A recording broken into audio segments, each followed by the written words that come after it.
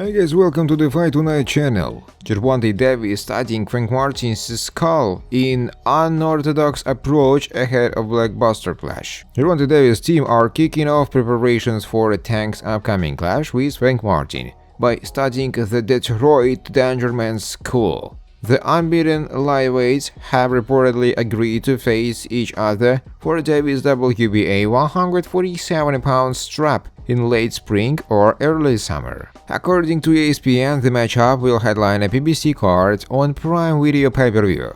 Davis coaches Calvin Ford and Kenny Ellis will now be looking at Martin ahead of the fight. Usually this involves combining throw hours of fight footage and coming up with a battle plan from there. But Kenny Ellis and Calvin Ford have taken the unorthodox approach of studying Martin's skull density as they size up the 29-year-old's punch resistance. Phase 1. Apparently studying Frank Martin's skull. He has very thin zygomatic bone and a thin muscle, wrote Kenny Ellis.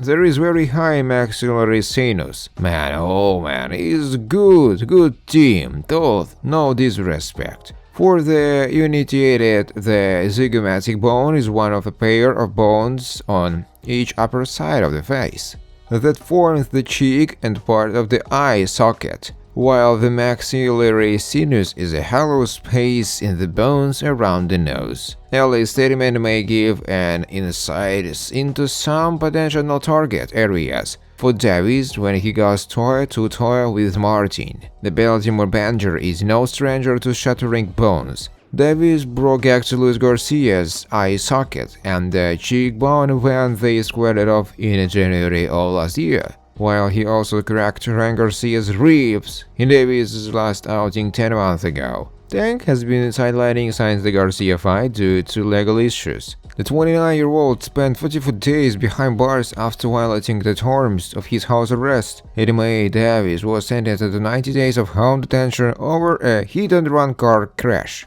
in November 2020 that injured 4 people, including a pregnant woman. Davis was expected to spend his home detention at his trainer's house, but a judge ruled that he had violated the terms of his house arrest after moving to a hotel and then a new home without obtaining permission. He was released from jail in July and is now able to continue his boxing career. Like Davis, Martin is undefeated, having won all 18 of his professional bouts since making his debut in the paid ranks 7 years ago. He has been steadily climbing the lightweight rankings and now finds himself ranked number 2nd with the WBA, whose title he will be fighting for against Davis. Martin's resume is considerably thinner than Davis, but he looks to be a world-level competitor off of the eye test. Just how good he is will become apparent when he ducks it out with Davis later this year.